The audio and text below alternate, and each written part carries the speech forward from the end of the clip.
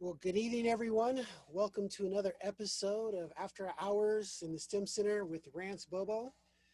We have an excellent guest this evening, Michael Oberti. But before I bring Michael into the room, I would just like to invite all of you to consider going on our virtual tour of San Jose State this Friday. It's a virtual tour. We'll be touring the campus, listening to the admissions process. Things have changed due to the COVID virus. Also, we'll have a student panel, and that student panel will be comprised of our very own Kenyatta alum. So some who've transferred last year, and some who are just starting their first semester at San Jose State this year. So I will post the link to register in the chat at the end of the presentation. And also, don't forget to fill out the survey, which I will also post in the chat at the end of our conversation this evening. So I would like to welcome Michael into the room. Hey there. Hey, Michael, how are you doing this evening? I'm doing well. Excellent. You know, we're so glad that we can have you come and speak with our students. Hold on one second. Let me change the view so that they can see us both, you know, in the room together. Instead of it going back and forth. Okay, there we go. There we go. All right. So thank you, Michael, for taking time out of your day to come and speak with us and share your experience in your journey. So, Hold on one second. The no pleasures problem. of working from home. Hold on. Well, as he tended to his family, everyone, I will go ahead and post that link for the San Jose State trip in the chat. So if you want to go ahead and register for that, please do. We're trying to get as many people to participate in this virtual visit, since this is our first virtual visit of the year.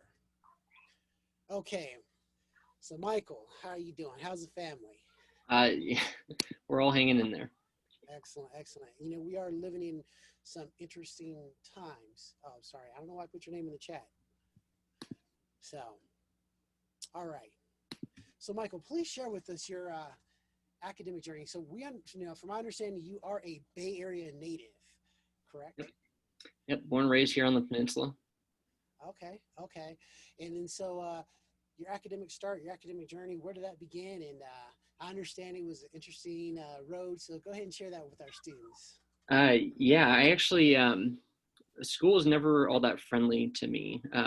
You know, I struggled through school from, you know, as far as I can remember, right? Elementary school, middle school, high school. And I was debating whether I was going to share this now, but you know, what the hell, I'll tell you. So I discovered in high school that I actually had learning disabilities, and that was part of the reason why I had struggled so much in school. And I think it was like a sophomore in high school that I discovered that. So, you know, I was able to kind of get some help and kind of made my way through high school, but I graduated with not a whole lot of direction or what I wanted to do. So after I graduated, I kind of floated around the community college scene for a couple of years. I did a semester down at Cuesta College in San Luis Obispo, and then came back up here and went to CSM for about another year and a half or so. But mostly just taking classes that I thought were interesting and again, not really a focused direction. And I kind of got burnt out on it, you know, not having that goal, that's something to kind of strive for, and just kind of wandering. It was pretty tough. So I ended up dropping out with the idea that I probably wasn't going to go back, or I never intended to really go back. So I kind of floated around for a few years, just kind of some odds and ends, stuff like that. Eventually, when I was 21, I got a job driving a tow truck, and I can't tell you why, but I always thought they were fascinating ever since I was a little kid. And, my dad would ask, like, what do you want to be when you grow up? I said, I want to drive a tow truck. He's like, no, you're going to college. So, but lo and behold, I actually did. I became a tow truck driver. And the interesting thing is I was too young to be on anybody's insurance. But, I was able to get a job driving kind of the service truck, doing lockouts, jump starts, stuff like that. And on the first week that I was there, I went on a ride along in a big rig to go tow a bobtail out of Santa Cruz. And I just thought that was the coolest thing ever. And, I can look back at that point in my life, that's the first thing that I've ever set my sights on as a goal, something that I wanted to achieve and attain. It's like, that's cool. I want to do that. So, it was a pivotal moment for me. It was like, come hell or high water, I want to do it. So 3 months after I started working there, I got my Class A permit. And 3 months after that, I got my commercial Class A. And in the meantime, I was hopping into the tow truck on, kind of the nights and the weekends and the light duty. Eventually worked my way into the medium duty, and then eventually into the heavy duty. And I did that for a couple years, and I loved it. And, but, after a while, I definitely didn't know everything, but I kind of was getting that itch for wanting to learn more. I actually went to some heavy duty recovery training down in LA, and the instructors were kind of giving us this overview of, kind of lining of factors and loads and stuff like that. And I would ask them general questions of like, well, why? It's like, well, don't worry about the why, just do this or keep that in mind. And that fundamentally bothered me. And that was another point that I can look back at, is saying, well, I want to know these things. Like, I want to learn, I want to continue to grow. And at that point I started saying, well, I don't think I'm going to be able to do this for the rest of my life. I want to grow, learn more. So that was the point I actually started looking back into college. I said, mechanical engineering seemed reasonable. I'd always been hands-on. So I started looking at the classes. I opened up the course catalog when they actually had, the paper catalogs, and I started looking at, the mechanical engineering classes, and I was like, oh, that seems really cool. I'd love to learn about that. And like, oh, that seems neat. So I started to make a serious consideration for maybe I should go back to school while I still had the chance to do that. Before I was married and had kids, and not that I couldn't have done it afterward, but, it seemed like an appropriate time in my life to maybe consider that. So I did. I pulled the trigger. I decided then, like, I'm going to do this. So I cut back to part-time driving the tow truck. And I went to summer school to kind of get the prereqs that I needed to actually start as, a traditional freshman engineering student come the fall semester. And I did. I got that out of the way. I spent 2 years at CSM, transferred to Santa Clara University. And after I transferred, I found out they had a 5-year program. So, well, that's cool. I'd love to get a master's. So I applied for their graduate program. So I spent 3 years there and came out with a BSMS in mechanical engineering. And I started that journey in 2008, transferred to Santa Clara in 2010, got my bachelor's in 2012, and then my graduate degree in 2013. So that's my educational, the long way around, but yeah. Okay, so we have a lot to unpack. You said a lot there. We also like to thank you for bringing the point out that you had a learning disability, because unfortunately sometimes people allow that to be a barrier to proceed or to obtain their goals and in their dreams. And from your experience, it sounded like you just found a different way to cultivate that hunger, you know what I'm saying, to get after it. Yeah. And so that was from just listening, it was through the why, through the tow truck service. Now with the your experience with the tow truck service, you said you got your Class A. Mm-hmm. So with that, you could have been a firefighter, a bus driver, big rig driver. So none of those other areas interested you? Not really. For some reason, like I said, like I just had a fascination with tow trucks ever since I was a little kid. and I honestly can't explain why. I just did. And, when I discovered the heavy duty tow trucks, it was just like a kid in a candy store. I was like, wow, that, like, I want to do this. Um, so yeah, it was, I never wanted to drive a truck, like just moving dirt from here to there. Um, there was something unique about, especially the big rig towing, right? Because there's really not a whole lot of people that do it. There's really only a handful of us. And what I think I craved was the sense of responsibility. There's, when you tow cars, right, you can obviously hurt somebody if you do something wrong. Um, but the consequence of failure when you start stepping up into the heavy duty realm is much higher, right? You can kill somebody if you don't do something right. I mean, you're talking about lifting, 80,000 pounds plus more, depending on the situation that you're in. So the gravity that comes along with that is what I think I really enjoyed about that. Okay. So we do have a question from one of our viewers, and viewers, please note that you can comment and question.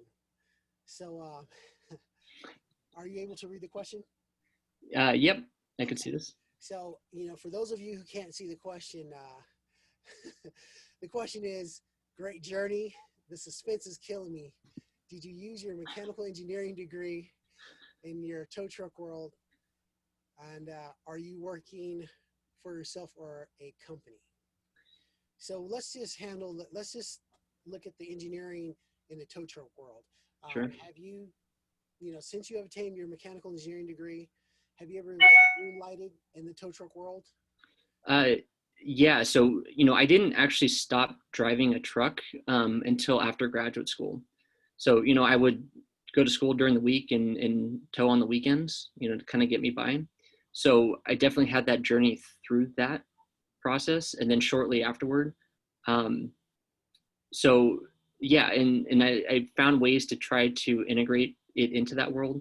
I actually had a startup that I ran for a short period of time looking at dispatching software, which again wasn't successful, but at the same time, I think there's still a whole lot of relevance in there, and learned a lot, especially since I did that. So obviously going back and doing it again, would I do things differently?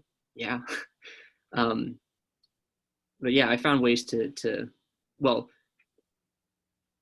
specifically my graduate thesis or my capstone project was for a robotic towing recovery boom. So I found a way to blend my two passions. Let's put it that way. Well, yeah, you know, essentially that's what, tow truck, a lot of that stuff is mechanical, so that's what a lot of it is. So I can see how, you can mix and match and try to make things move and happen. Yep. Um, so, we understand that you are working for a company, but have you ever thought about, starting your own tow truck business and incorporating some things that you've learned over the years? Um, I daydream about it. But because I didn't start this later on in life, maybe this isn't a good excuse, but I have my tolerance for risk is not as high as it probably would have been if I had stuck with it, right out of school. Because I have a house, I have a family, a mortgage payment, right? So my ability to take some of those risks now are less palatable for me. Let's put it that way. Right. Yes. Very understandable. Calculated risk.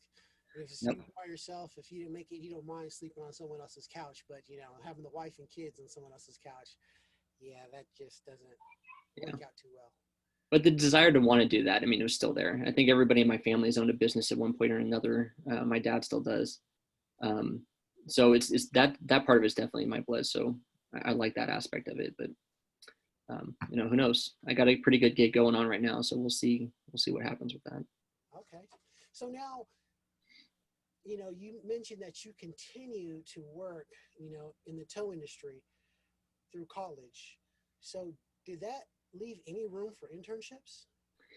Um, no, um, I don't think that it was the towing though.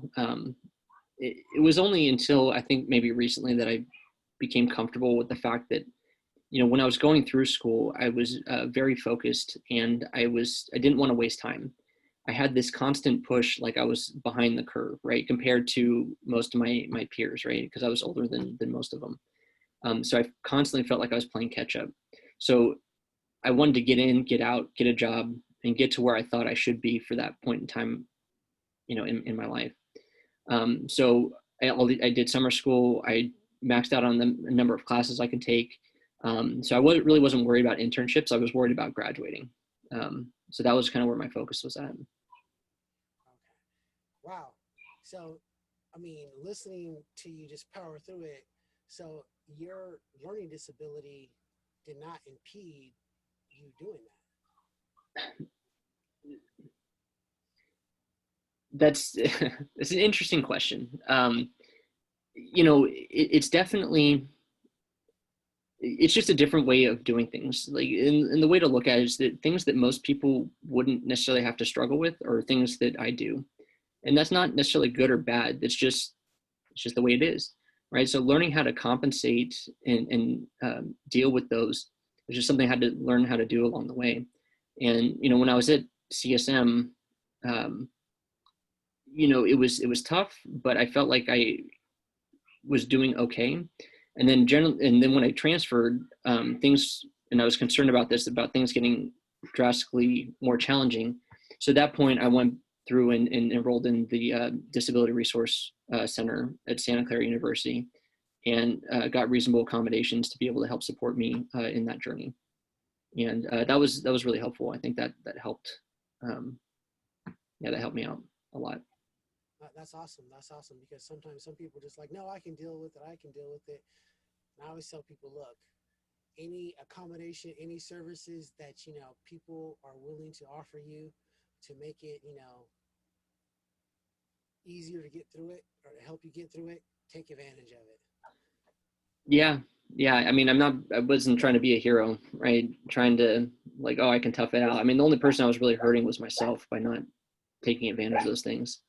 It's not necessarily making it easier. It's providing me the opportunity to kind of compensate for the areas that I tend not to do as well in, right?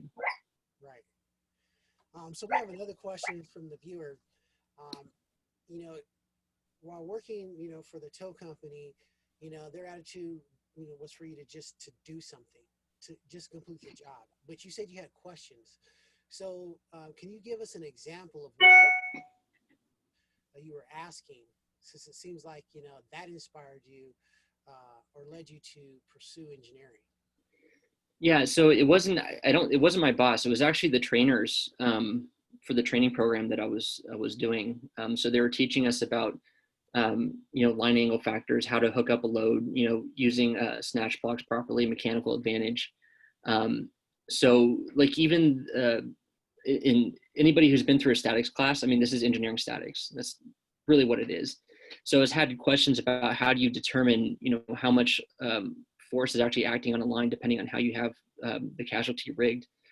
And, they have these quick cars to say, when you're on the side of a highway, you don't have the ability to sit there and do like calculations to say, okay, well, am I within spec on the ratings for my vehicle? But you have like these quick cards to say, okay, well, if you're 45 degrees, you roughly multiply it by this, and that'll give you your loading. I was like, well, why is that, right? Where does all this stuff come from? So I had more of the technical questions of, I didn't want to just accept this is the way it is. I wanted to understand fundamentally why that was the case. And they couldn't answer any of those questions. And that bothered me for whatever reason, right? Right. Well, I think it's just like, the same thing with the shade tree mechanic. You know, they've done the trial and error for Yeah. so many times that, it's just like, okay, I know this doesn't work. I know that doesn't work, but I know this works. And so, they know it works, but they can't explain it to you because they've done it through trial and error instead of, the textbook method where we sit down and understand, why those other methods don't work. Yep. Exactly. Awesome. Awesome. So, um, so now you mechanical engineering, you finish, and then what did you do after you graduated? So as I was finishing up my graduate degree, that's when I really started looking. It was like coming up a few months before that summer. And I ended up getting an internship at NASA Ames, doing flight trajectory optimization. And there was a class that I had taken in optimal control theory. So it was actually a good alignment to what I was already doing. So I did that. I spent maybe like 5 or 6 months at NASA Ames, but I really didn't like. It was interesting, but it wasn't a good fit for me. Right? They basically just threw me in an office with no windows. There was no like teaming aspects of it. It was really just me doing MATLAB scripts all day long, and it just wasn't me. I was dying to get out. So I had a mentor that helped me through my my undergraduate senior design project, and I reached out to him asking if he was looking to hire, if he knew of anything. So he said, well, maybe in a couple months he might have something. And he ended up calling me a month later, said, are you still interested? I'm like, yeah, I'm dying here. So I got out and went to work for the startup in Los Altos. And I spent a little over 2 years at the startup. And we're doing mobile robotics for the retail industry. So again, I got to kind of leverage the stuff that I was really interested in. And then eventually that they started to go under, and I ended up leaving there and went to Sandia National Laboratories, and I've been there for about 4.5 years now. Okay. So wait a minute. You're telling me uh, you were working for NASA? Well, so I wasn't a civil servant, if that's what you're asking. So it was in support of NASA, but it was through the University Space and Research Association. So it was technically an internship Okay. through them, but it was for work done at NASA Ames. Yeah. Yeah, but still, it was NASA. You telling me you didn't like that? I mean, you get all the space movies that I see and putting stuff on Mars and things of that nature. Yeah, it was interesting. I mean, don't get me wrong, it was interesting, but it just the specific area that I was in, what I was doing, I liked the teaming aspect. I liked being a part of something else, or being a part of a group of people working towards a common goal. And really, it was just kind of me doing solo work, and it just wasn't a good fit for me. Right. Well, and that's part of it too. We try to help our students understand that you know you want to be able to, when you wake up every morning, you want to look forward to going to work. If you don't look forward to going to work, then it's not right for you. And that's so important. People don't understand that. It's just like, you know you're going to be working um, most of your life, more than you're going to school. So it's just like, you better hope you like it. If you're going to be spending 40 hours a week there, Yeah. theoretically, you typically spend more hours working than 40 hours a week. So, you know, hopefully Yeah. you enjoy it. Yeah. If you like what you're doing, it doesn't really seem like work, right? So there's this kind of there's a good segue into a book that I read called Drive by Daniel Pink. So he talks about this idea of intrinsic motivation. So without going into too much detail about it, he talks about the three. Well, one, certain criteria has to be met, right? So if you make enough money such that money is not an issue, you don't have to have the highest paying job, but just so you're not worried about that paycheck. As long as that's been covered, what it takes to truly be intrinsically motivated is autonomy, mastery, and purpose, right? Those three things really contribute to that. So finding a purpose for what you're doing, the ability to master it, and be able to give the autonomy, the creativity to be able to, inject into what you're doing. So those are the three things that you really want to look for in anything that you do, right? It's that autonomy, mastery, and purpose. Right, right, exactly. So it looks like we have a few questions from the viewers. Okay. So, man, your toe history, it seems like it's a hit. So the first question, have you had any gnarly situations, you know, that you witnessed personally while, on the toe, working in the toe industry? Yeah, for sure. Yeah, I think Now don't share nothing that's gonna keep me up all night. All right, No, no, I won't do that. I mean, yeah, I'll stay away from the gory stuff. But I think the sketchiest thing that I've ever done was probably a propane truck that had overturned and sprung an active leak, and we had to recover it with an active leak. So it was actually um, a small 3-axle propane truck towing like a 28-foot pup trailer, and he went around a corner getting onto the freeway, and the rear trailer had overturned and cracked and sprung a leak.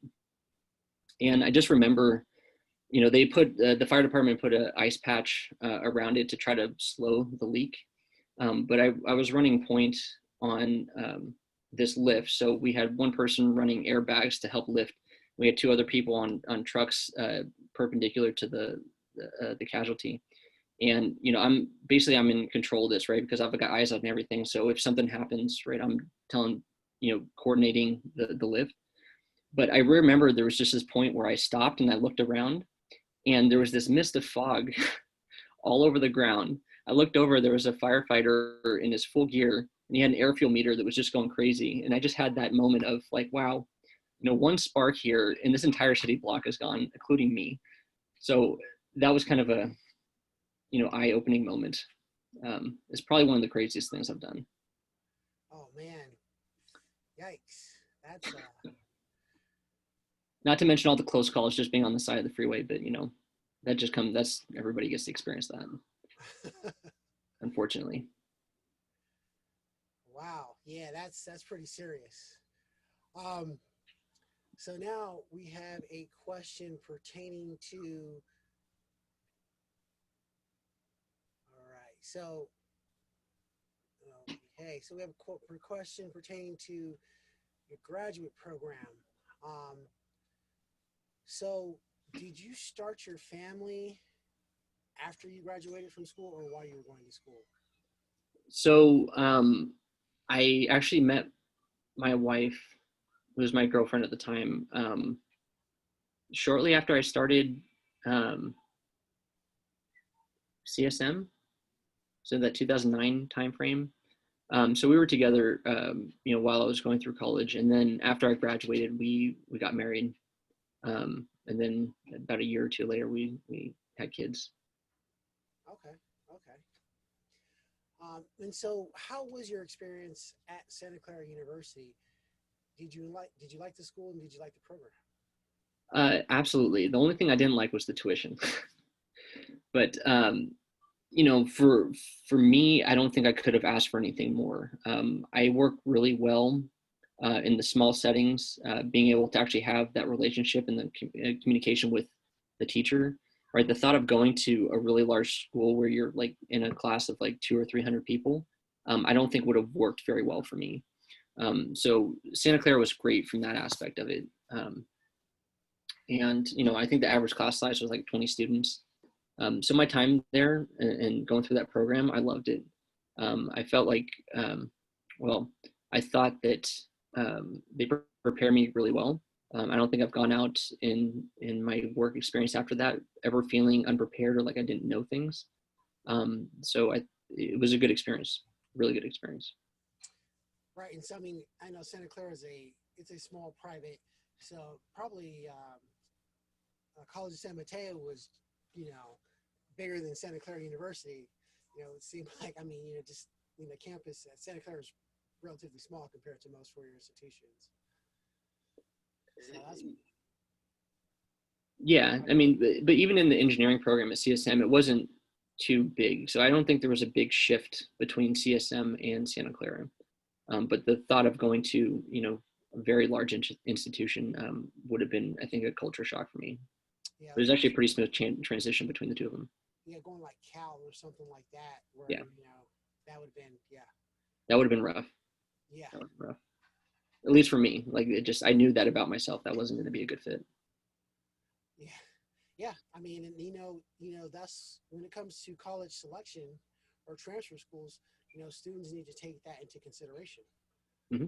Some students don't mind being, a number in a crowd of people, and some people are just like, hey, I need access to you as the instructor.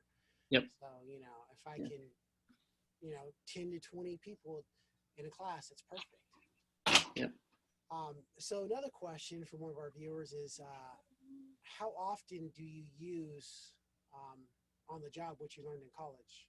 Or did you learn more skills on the job than you did in college? So that's a really interesting question. So from a technical perspective, I think the majority of the skills that I've learned probably came from graduate school. Hold on one moment. No worries.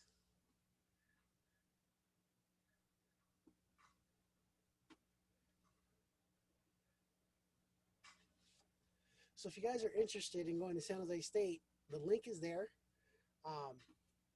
It is virtual, so I'm encouraging everyone to please sign up and attend.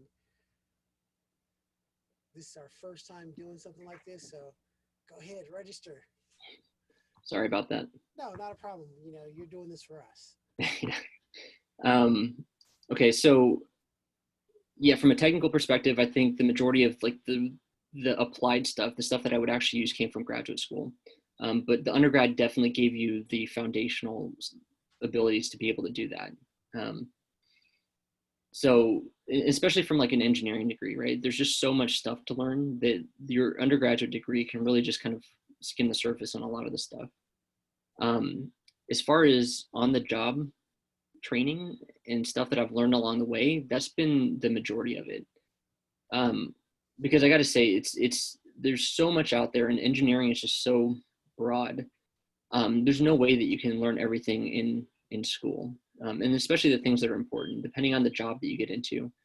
So just having that drive, that lifelong learning drive to want to even learn new things on the job is super important. So even finding an employer that allows you to do that, get that on the job training, even external training within the organization is super important.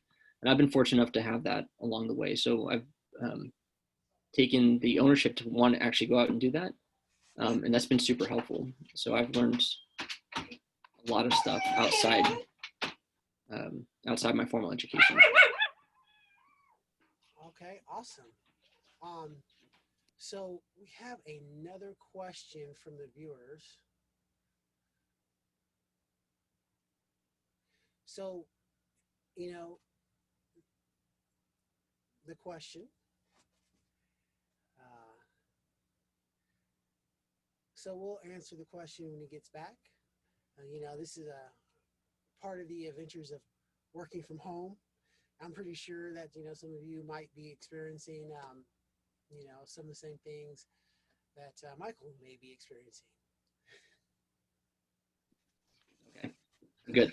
Sorry. All right. So the question is, what do mechanical engineers do? Do you do more hands-on work or more theoretical work? And this individual is a bio major, and they're they're interested in civil engineering and mechanical engineering. So again, another good question. So I've seen this kind of Venn diagram of all the engineering disciplines, right? So this may not be spot on, but I buy into this. So there's basically two core engineering focuses, which would be electrical engineering and mechanical engineering. And they kind of overlap in some areas. But if you look at bio, civil, chemical, all those tend to be specialties of engineering within some specific discipline, either on the EE or ME side of it. So, when you ask what a mechanical engineer does, that's a hard question to ask because they do a little bit of everything. I mean, if you look around you, you can point to something that a mechanical engineer designed. So that's a tough one to answer. When it comes between like actually hands-on or theoretical work, there are some PhD mechanical engineers that all they do is theoretical work in science and research. And then there's also mechanical engineers that do hands-on design work. And honestly, there's mechanical engineers that don't even do mechanical engineering. I think the majority of the work that I do is probably in project management and electrical engineering. There's probably very little ME actual work that I do. And that's interesting because I actually didn't realize that I liked electrical engineering until I got to grad school. Um, and if I had to do it over again, I probably would have done my ME undergrad, but I think I would have done a dedicated EE graduate degree. But because I did my graduate degree in robotics and mechatronic systems, there's a lot of classes that were cross-listed with EE, but that's where I kind of got that exposure to it. I only wish I had more of a fundamental EE background. But again, that's one of those things that I constantly learn every single day on the job, right? So and I have a job that allows me to do that, which is really nice. Excellent. So, And oh man, question escaped me. But so, what do you currently do? I mean, what is it that your industry your industry, what do they do, and what are you currently doing? so I'm in the defense space. So I work at Sandia National Labs, which is a part of the the Department of Energy's National Security Enterprise. I'm sorry, Nuclear Security Enterprise. So that comprises of, I want to say, 11 national labs across the U.S. that support our stockpile stewardship, or basically our stockpile. So Sandia National Labs is basically the integrator, or the systems integrators for weapon systems. And the specific area that I'm in is in advanced and exploratory systems. So looking at kind of future program needs to make sure that we have matured technology to the point that it's available when it's needed, in a nutshell. Okay. It's a little vague, so Okay. So, in um, other words, what you're saying is your job is to assist with advancing technology to protect the U.S. from threats.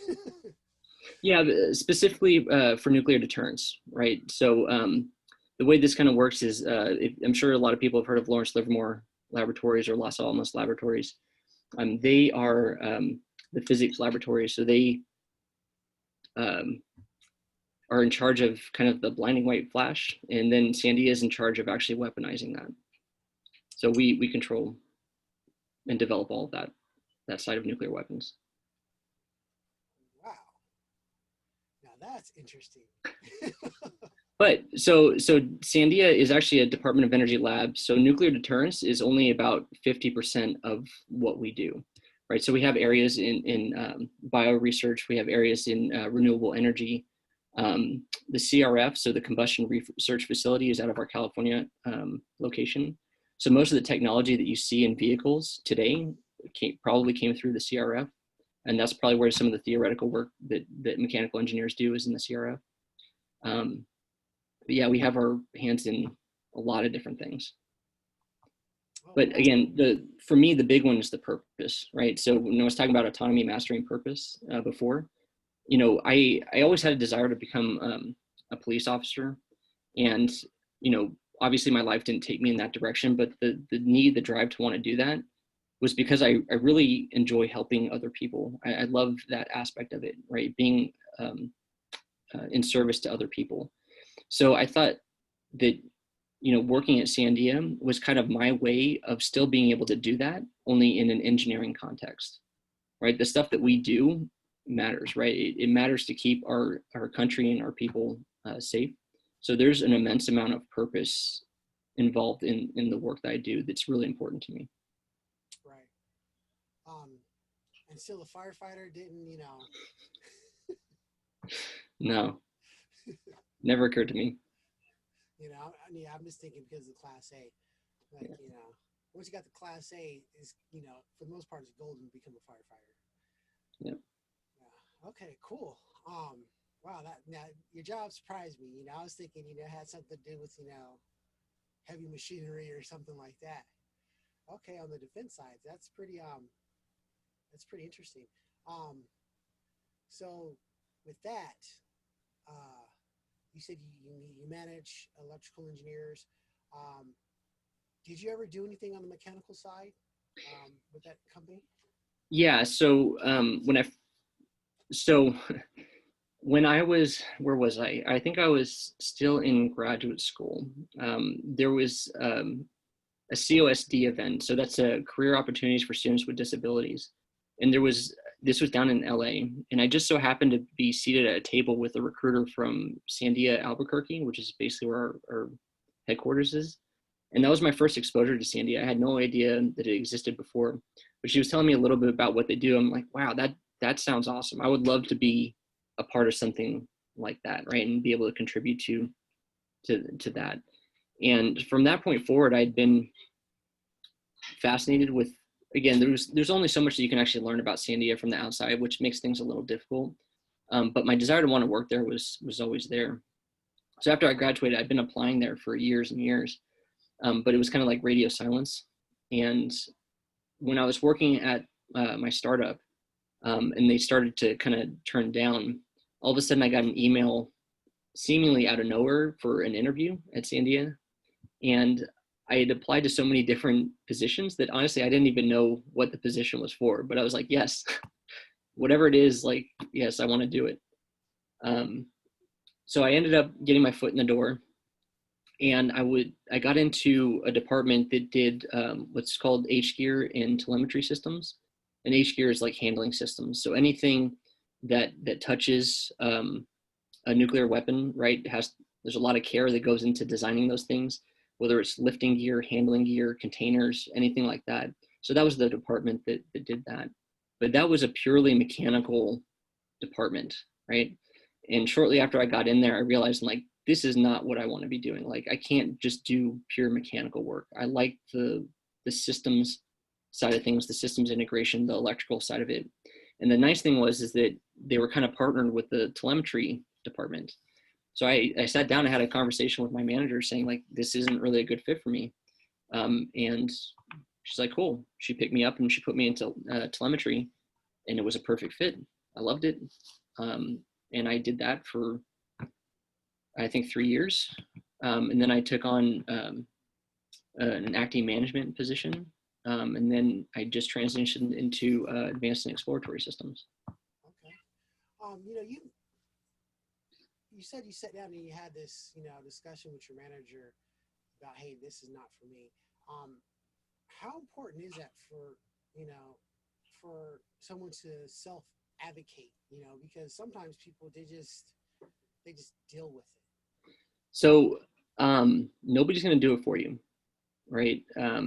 Your man, if you have a really good manager, right, they should be having these conversations with you, and trying to tweak out whether it's a good fit or not. And if it's not, then try to help coach you in that right direction.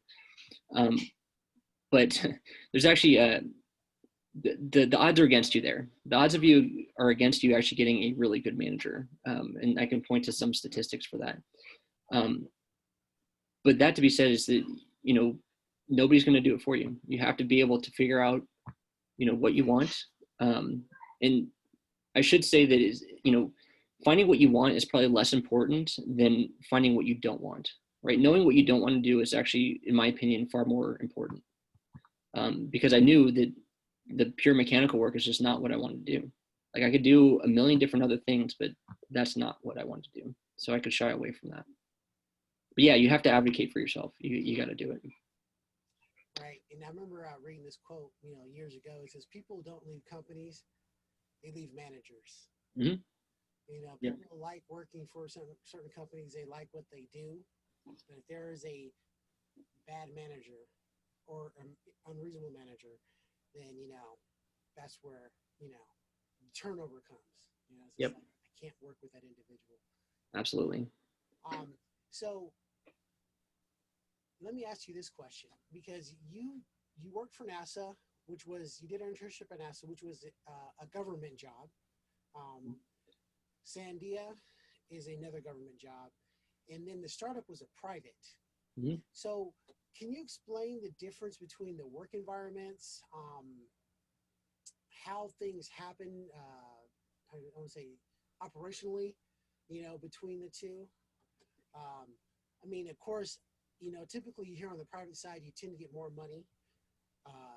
So share that experience, because sometimes people, they don't know the difference between the private sector and the government sector. I mean, you could be a mechanical engineer in both, but So yeah, I mean, I'm glad I had the opportunity to work for a startup. Um, in my personal opinion, what I value and where I'm at in my point in life, I wouldn't want to go back. We had a recruiting strategy where we hire a lot of people straight out of college. Um, One of the downsides to that is that, you know, especially being in the Valley, is like there's the temptation of like, oh, well, I could be making way more money working in the Valley. But what a lot of people don't realize is the work-life balance, right? You go to the Valley, you make that, more money, but they expect, the 60, 80-hour work weeks, and you end up burning yourself out. And what ends up happening is we actually get a lot of people that end up coming back, right? They work for us, they went to work in the Valley, and then they end up coming back. Maybe that was a part of our strategy, right? But who knows? Um, but yeah, having had that experience, there's no doubt in my mind that I don't want to go back to doing that, because I did. I worked those long weeks, and at the end of the day, I felt like, for what, right? Um, Even when I was working there, I had this feeling like, the technology was cool, the people were cool. My CEO wasn't, but that's a different story. Um, but I felt like I'm not doing anything noble, right? All we're trying to do is make some retailers more money and take a piece of that pie. I didn't, again, that purpose. So in the autonomy mastery purpose, the purpose was missing for me. So anyway, I guess to kind of go back to your question, the differences between industry and government. Industry is primarily focused on bottom line. They expect long, hard hours, and they pay more for that. On the flip side, government is more about getting the job done correctly. They don't pay as much, but they focus a lot on work-life balance. So depending on what your values are, right, it may or may not be a good fit. And depending on where you are in your life, it may or may not be a good fit. But it's always good to explore and figure out, what works best for you, right? Everybody's right, different. right. And that is, you really said something very important. The work-life balance. Um, now people are really starting to pay attention to their health. Now, you hear more talk about, self-care and things like that, because the thing is people work too much, you know, they get burned out, and then with some of these private companies, you work so much that, you leave Monday morning to go to work. Maybe, you drop your kid off on the first day of kindergarten. Then Friday at the end of the week, you come back. Now they're graduating from high school. And it's just like, okay, where'd all that go? It's just like you were working the whole time. Yep. So, yeah, that work-life balance is very important. And also, choosing an industry that works for you. Mm-hmm. Yeah. So, questions. Anyone have any questions? You can go ahead and type them in. Um, so let me ask you, um, what advice would you share with our students? Because, you started school, you left, you came back later, you were a returning student, not a traditional student, so to speak, straight out of high school, going through the grind with everyone else, a few beers here and there, and then you transfer. So, you kind of took the long way home, so to speak. So, Mm-hmm.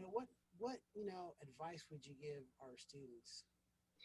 So, yeah, so this is an interesting segue, or there was an interesting segue earlier, but I didn't take advantage of that. There, and this is kind of related to the original talk, kind of the things that they don't teach you in school. And, going back to when I transferred, or not transferred, when I got hired at Sandia, my goal was really to kind of get my foot in the door, and I got my foot in the door. And I started thinking, okay, well, now that I'm in, what do I want to do? Now's my opportunity to kind of take a deep breath and say, long term, where do I want to go? What do I want my career progression to look like? And so I started thinking potentially about management, but I wasn't really sure why. So I started to do a lot of self-reflection early on. in my time at Sandia, to ask myself why. What is it about management that I like? What was it about the technical work that I enjoyed doing? And I discovered that really what I like about engineering is I like problem solving, right? And it doesn't really matter what the problem is, as long as I can be creative and be challenged in what I'm doing. That's what really matters. And I found that working with people tend to be some of the more challenging problems, right? So that was interesting to me. And I said, well, can I let go of the technical work? Because going into management is definitely a different line of work. And you have to be able to let go of that technical aspect. Not that you need to forget about it, not understand it, right? But you're supporting people now that do the technical work. So I decided, management was the direction I wanted to go in. So I started taking the time and the opportunity to really start honing my soft skills. So a lot on the psychology, the human performance, the neurology, leadership abilities, communication. So I spent a lot of time diving into those aspects of it. And I think those things have made my career progression advance relatively quickly at Sandia. And it's things that I think are super critical to being successful. You know, if you have to work like I was doing at NASA, where I didn't have to interface with anybody, I just worked in a hole somewhere and I just did MATLAB scripts all day long, then these skills probably aren't all that important. But that's rarely the situation that you find yourself in. If you're working with a team, your boss or manager, having these soft skills, the ability to communicate with people effectively, super important. I think those are actually more important than probably the technical abilities. You know, if you're not, even if you have a great idea and you're not able to persuade, influence, or effectively communicate that to other people, then what good was having the idea to begin with, right? So that can be a showstopper in a lot of things that you do. So that idea around emotional intelligence, super big. The idea of self-awareness, just understanding how you feel, is really important to understand how am I coming across to other people, right? So this idea of dissonance is super, I mean, this is really critical. I find a lot, is that a lot of times most people don't realize how other people perceive them. And intent is almost like, who cares? Because even if you didn't intend to come across this way, other people took it that way. And effectively you've done the same thing, right? They've walked away with miscommunication. And it's your responsibility to be able to identify that, right? So developing the skill set to say, well, can you repeat back to me what you thought it is that I just said to you? And then looking for those cues in the body language and everything else to say, well, is there dissonance going on here? And allowing yourself to clarify and make sure that that other person you're trying to communicate with understands you. Man, I see it all the time, and it's unfortunate, but those skills are really, really important. Yeah, I think that quote by John F. Kennedy, he says, he's like, um, he's talking about the advancement of technology, but he goes, there's nothing more amazing than what he said, the human being, where it's just like, we just can't pin that down. Though technology advances, is nothing more amazing than the human being. So yeah, it's fascinating. Yeah, very fascinating. So then we have a question from one of the viewers pertaining to your gap year. So when you graduated high school, so how big was the gap from when you left the community college and then came back? So I went through right after high school, right? So right after high school, I went to Cuesta and then came back. So I graduated high school in 2002. I think I stopped going in 2004, 2005, and I didn't go back until 2008. Okay. That's roughly the timeline. Okay, so basically 4 or 5 years you took that gap. And so would you say that gap, further motivated you to get it done? No. I don't think it motivated me. Well, okay, so maybe I should understand the question. Like, motivated me to get through college and get it done. Yeah, well, the way Me- that it was written is like, would you say that that gap year motivated you even further to succeed and find your future career? I want to say that I think the only thing that that gap did was make me feel pressured to want to hurry my way through the process. And I don't think that was necessarily a positive motivation. In fact, all it does is kind of add this undue stress and anxiety to want to constantly play catch up. And I don't think that was really productive, right? I think even without that, had I been motivated, I think I was motivated because I wanted to do it. I don't think that really had anything to do with the gap year. I think the gap year was actually, um, yeah, it didn't provide motivation, but I want to say that it was important because that gap year, I think, helped me find the direction that I wanted to go in, if that makes sense. It helped me set the direction, but it wasn't a motivator to push through and do that. It's just because I wanted to, because there was nobody there telling me I had to do it. I think that was what was really key and what was really important. It was genuine. Okay, excellent, excellent. So it was just, it came from you like, okay, I just want to get this done. Yeah. Mhm. Awesome. Again, it's like setting the goals, like setting the attainable goals. Like I want to get my bachelor's degree and I'm going to work to do it. Kind of going back to, when I first started driving the tow truck, I wanted to drive that big rig. I wanted to get my class A. I set that goal and then I got that goal and then that wasn't enough. So I set another goal and then I wanted to set another goal. So it's like this continuous, propagation of this wanting to learn and grow. Right, right. Awesome, awesome. Yeah, that's very understandable. Very understandable. So, Michael, we are at the end of our hour. But we'd like to thank you for taking time out of your day, taking time away from your family, to share experience. And no, we understand. Hey, things have changed. This is the new normal as of now, and you know that is, it can be challenging. But I do have one more question for you though. Sure. So, are you working from home with your job, or are you driving to work still? Um, so I probably commute in once or twice a week, um, when I have to, right? So we try to maximize working from home and then going into the office when you have to. There's obviously some things I can't do at home, so Right. that's the reason why I have to go on site. And how has that adjustment been for you? Um, Uh, I so distraction is one of the things that I struggle with, um, and so being home does not help that in the least, right? So even just being in the office helps me just concentrate and focus. So it's been tough. It's been tough to try to adjust, but it is what it is. So just learning how to make do.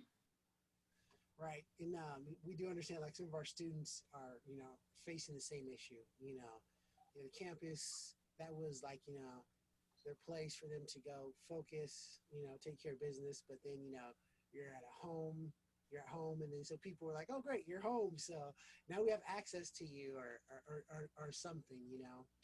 So, we do really appreciate your candor and your honesty and the advice that you've given our students. So thank you for being here. We really do appreciate you taking the time out your day to be here and share your academic experience and your career advice as well. Because people understand that you know a job is someplace you want to go to. A job is something that you want to enjoy, and like you said, it's not a job anymore if you enjoy doing it. Well, some days it's a job, but Right. most of the days I enjoy it. So that's you got to take the good with the bad, and Yeah, some days are better than exactly. others. Of course. Yeah. It's just like, you can't have, sunny days every day. We do need the rain. Yeah. So, Yeah. all Well, I right. appreciate you having me. Well, thank you. Yeah. Yeah. We Thank really you. do appreciate you being here.